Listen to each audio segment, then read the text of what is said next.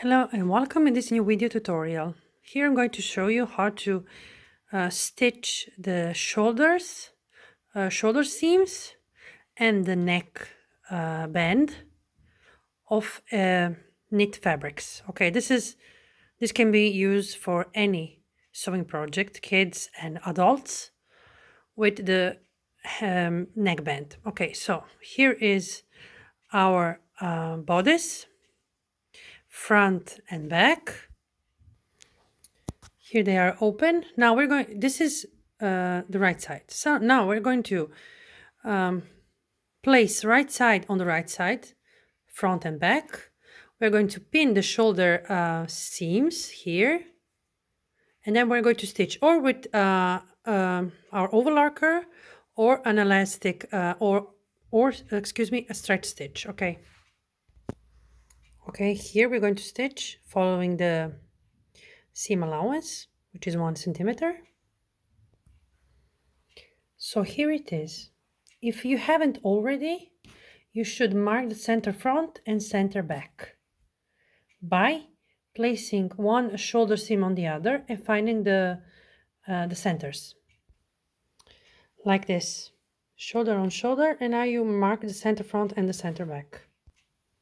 Take your neckband and join the short sides, right side inside, and stitch here. Mark the centers on both sides, okay, here and here. If you're a sewing beginner, you can also mark the quarters by placing the centers on the seam, okay, here, see? And then you mark the quarters, and you can also mark the quarters on the bodice by placing the center front and center back one on the other. And then you find the quarters. Okay, just be aware that the shoulder line is not the quarter. Okay, here we get the quarters. If you place it nicely, like I did not here, but if you place it nicely, you will find the quarter. And this can help you if you're a sewing beginner. This is a very small bodice, so I can do it only with the centers. Okay, now we are going to press the band in half. Right sides outside, wrong sides inside. So here it is. Right side is outside. Now you're going to place this seam here. It's going to go on the back center back here, and this marking here is going to go on the center front. So you're going to place this. So